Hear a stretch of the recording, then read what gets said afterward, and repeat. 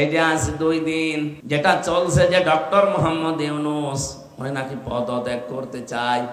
বলেন তো বাংলাদেশে এই মুহূর্তের জন্য ডক্টর ইউনূস যে পর্যায়ে আছে আন্তর্জাতিক বিশ্বে, বাংলাদেশে আর কেউ আছে? আপনি কি মনে করছেন উনি নিজের থেকে এগুলো করতে চায়? পেছনে যে সমস্ত মানুষ নামে জানোয়ার গুলো খাড়া হয়ে আছে তাকে পদত্যাগ করানোর নাম দেওয়ার জন্য, এগুলো দেশের শত্রু, মানবতার শত্রু, ইসলামের তো শত্রুই। প্রশ্ন আসতে পারে উনি সুদ খেতেন ওনার নামে। আরে ভাই, পৃথিবীতে টিকে থাকার জন্য এখন বাস্তবতার দিকে আপনি তাকান। উনি যদি এই মুহূর্তে দায়িত্বটা ছেড়ে দেন, পাশে প্রতিবেশী নামে কলঙ্ক যারা আছে, ওরা যাদেরকে পুশ করেছে এতদিন, আপনি এর আগে তাকান, হাসিনাকে কাছে রেখে রেখে বিভিন্ন সবক দিয়ে পুশ করে পাঠিয়েছিল, এসে কি করলো দেখলেন না? এই 15.5 বছরও যাদেরকে ওখানে রেখে রেখে বিভিন্ন মেডিসিন দিয়ে ঔষধ খাওয়িয়ে আবার পুশ করেছে, ওদের কথাবার্তা উল্টা।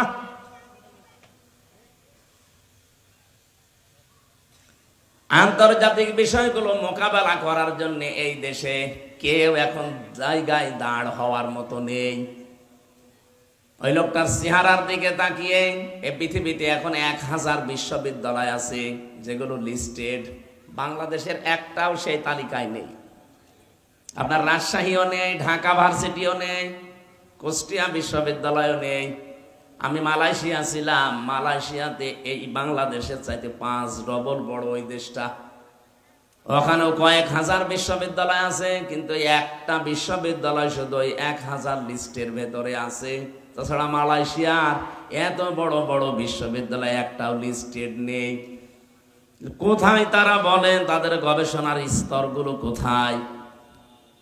যত বড় বড় বিশ্ববিদ্যালয় পৃথিবীতে আছে যারা 1000-এর মার্কিং করা, ওই স্যারগুলো সব ইউনূসকে স্যার বলে ডাকে।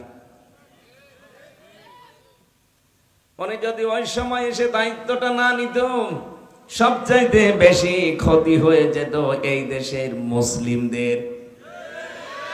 আপনি দেখেছেন জাতিসংঘের মহাসচিব পর্যন্ত টুপি মাথায় দিয়েছে, পাঞ্জাবি পরেছে।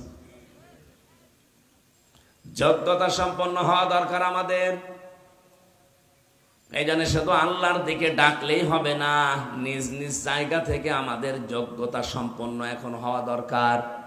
অকালা ইন্নানি মিনাল মুসলিমিন। আর 3 নম্বরে সেই লোকটা বলবে যে আমি মুসলমান। কি?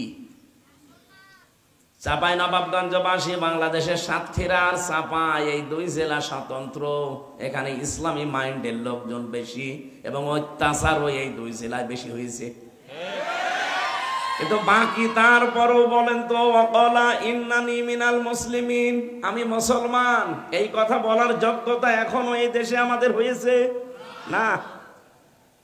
হ্যাঁ, আপনি আল্লাহর দিকে কম বেশি মানুষকে ডাকেন, প্রতিদিন ডাকেন, 7 দিনে জুমার দিন ডাকেন, হয়তো 2 ঈদে 2 বার ডাকেন, অথবা আপনি বিভিন্ন জায়গায় সিস্টেমে আল্লাহর দিকে মানুষকে ডাকেন, এটা আমিও মানি।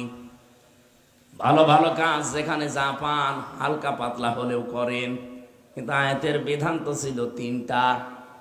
আপনি আল্লাহর দিকে ডাকবেন, ভালো ভালো কাজের আঞ্জাম দেবেন, আর নিজেকে প্রমাণ করা লাগবে, যে বলা লাগবে যে আমি মুসলমান। এই কথা বলার যোগ্যতা এখন এই দেশে অন্তত আমাদের এখনো হয়নি। কারণ আমি যদি বলি আমি মুসলমান, আমার কাছে ঘুষ থাকবে। আমি যদি বলি মুসলমান, আমার বউ বেপরদায় চলবে। বলি যদি আমি মুসলমান, আমার কাছে জেনা থাকবে। এগুলো নেই। কেউ যদি বলেন আমি কিছু করি না, কে বলেছে আপনি করেন না? আপনি যে বাড়ি বানিয়েছেন, আপনি যে একটা প্রতিষ্ঠান করলেন, এই যে টুপিটা মাথায় দিয়েছি, এই রুমালটা দেখতে সুন্দর মনে হচ্ছে, হাসি রুমাল।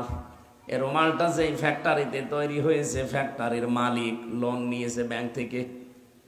এক কথা বলছেন এখন। যতদিন পর্যন্ত এদেশে যাকাত ভিত্তিক অর্থনীতি কায়েম না হবে, ততদিন পর্যন্ত এই দেশে যে যাই করুক, ও হয় ডাইরেক্ট সুদখোর না ইনডাইরেক্ট।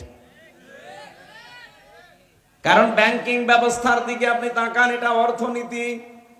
এই দেশের অর্থনীতিতে আজ পর্যন্ত আমরা কোরআনকে হাদিসকে নিয়ে যেতে পারি নাই। এই জন্য যত ব্যাংক আছে সবগুলো সুদের সাথে জড়িত, কেউ ডাইরেক্ট কেউ ইনডাইরেক্ট। কারণ ইসলামী অর্থনীতির যে পার্টগুলো আমরা জানি, ওগুলো অ্যাপ্লাই করতে গেলে মানে না। ইসলামী ব্যাংকে যেগুলো আছে পঙ্খানো মানা সম্ভব না যতদিন রাষ্ট্রে ইসলাম কায়েম না হয়।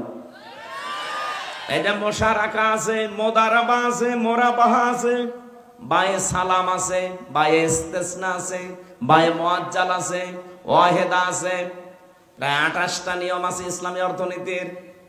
এগুলো সব একটা একটা করে কাজে লাগাতে হয়, ব্যক্তি থেকে শুরু করে মাঠ পর্যায় পর্যন্ত। বাকি যে ব্যাংকিং ব্যবস্থায় যারা আপনারা কাজ করছেন, লেনদেন করছেন, সোনালী ব্যাংক, রূপালী ব্যাংক, অগ্রণী bank, Chaitali bank, Chaitali bank আছে, জনতা, চৈতালিও 2 দিন পরে খুলে ফেলবে। এরকম যত ব্যাংকিং ব্যবস্থা এই দেশে আছে, বলেন তো এখানে সুদ ডাইরেক্ট না ইনডাইরেক্ট? আপনি যে বলবেন আমি মুসলমান, কি করে বলবেন? আপনি ডাইরেক্ট না হলেও ইনডাইরেক্ট। এই রুমালটা, এই টুপিটা যে ফ্যাক্টরিতে বানিয়েছে, সুদের মাধ্যমে টাকা নিয়ে ওই ফ্যাক্টরি থেকে বানানো। আপনি বলছেন আমি তো টাকা নিয়ে কিনে নিয়েছি। আপনি কিনে নিলেন, কিন্তু লোকটা বানিয়েছে কিসের সাথে? মিল করে, সুদের সাথে। বলেন বলেন।